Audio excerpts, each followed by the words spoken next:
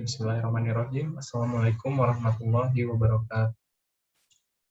Perkenalkan, nama saya Maulana Malik Ibrahim dengan NPM 10070216139 dari jurusan Teknik Industri, Fakultas Teknik, Universitas Islam Bandung. Pada kesempatan kali ini, saya ingin mempresentasikan hasil spesial saya yang berjudul Analisis Kelayakan Ekonomi Pengembangan Sistem Informasi Tugas Akhir di Program Studi Teknik Industri Unisba.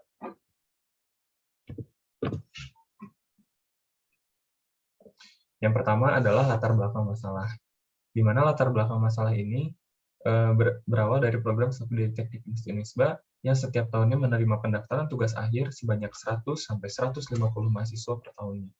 Setiap mahasiswa memiliki data dalam tugas akhir, seperti biodata mahasiswa, judul tugas akhir, tanggal pendaftaran proposal seminar dan sidang, bimbingan, dan berkas-berkas pendaftaran lainnya yang saat ini data tersebut masih diserahkan dalam bentuk hard copy. Setiap tahunnya, tim tugas akhir yang dibantu Tendik akan merekap secara manual data mahasiswa tugas akhir, sehingga berdasarkan hasil wawancara dan observasi penulis kepada tim tugas akhir, bagian tugas akhir membutuhkan teknologi yang dapat memudahkan dalam manajemen data tugas akhir, dari mulai pendaftaran tugas akhir hingga sidang selesai, sehingga data yang disimpan dapat terhindar dari kesalahan dalam memasukkan data dan pembuatan laporan akan lebih cepat. Selain itu, dengan adanya sistem informasi ini akan terhindar dari kehilangan data tentang tugas akhir itu. Kemudian, kesuksesan suatu institusi untuk memenangkan persaingan sangat bergantung kepada kemampuan institusi dalam mendapatkan informasi yang berguna secara tepat dan akurat. Bertumpu kepada nilai investasi. Banyak institusi yang memilih gitu, maksudnya untuk menginvestasikan dananya untuk mengembangkan teknologi informasi yang setiap tahunnya terus mengalami perkembangan di dunia teknologi dan kebutuhan data. Sehingga diperlukan suatu analisis biaya terhadap proyek pembangunan sistem informasi agar proyek ini tidak mengalami kegagalan saat dilakukan.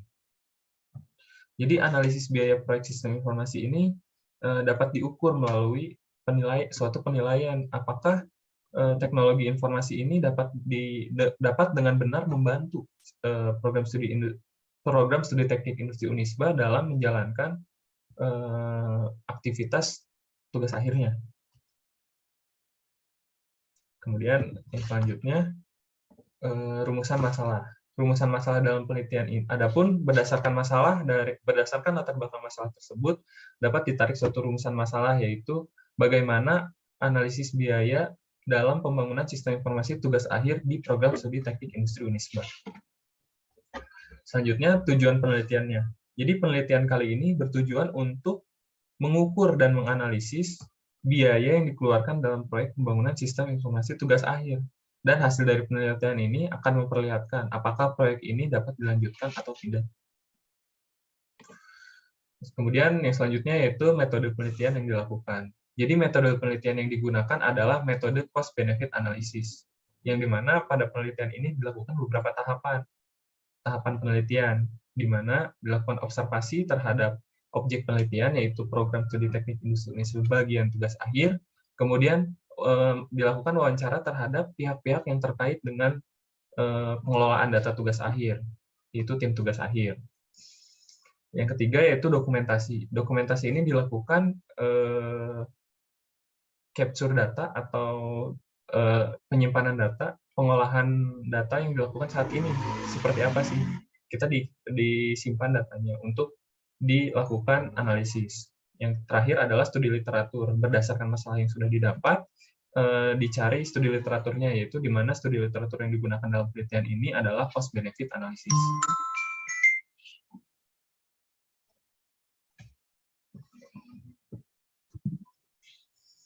Hasil dan pembahasan pada pada penelitian ini adalah mengidentifikasi biaya dan manfaat, di mana pada tahap ini dilakukan identifikasi terhadap cost dan benefit yang ada pada sistem yang berjalan saat ini, di mana cost dan benefit ini dibagi menjadi 4 bagian, di mana 2 untuk benefit dan 2 untuk cost, yaitu tangible benefit dan intangible benefit, dan development cost dan operational cost.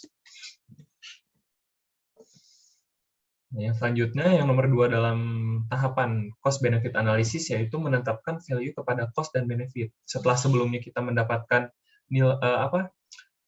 apa saja yang akan menjadi bagian dari benefit dan cost, langkah selanjutnya adalah kita memasukkan nilainya.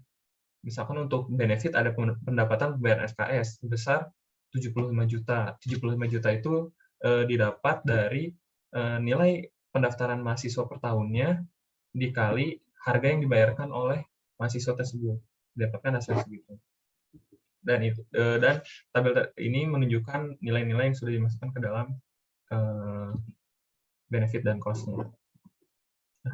Tahap ketiga yaitu menentukan cash flow, di mana cash flow ini akan menunjukkan arus kas itu dari benefitnya. Dan ini merupakan cash flow present value dari total cost. Nah, ini adalah hasil akhir dari kelayakan ekonomi, di mana bahwa kita menghitung berapa total cost yang digunakan, total benefit yang digunakan, kemudian net benefit-nya berapa, cumulative net cash flow-nya berapa, present value total cost, return investment, break-even point, dan benefit cost ratio. Dapat dilihat sendiri pada tabel di sini untuk nilai-nilainya. Nah,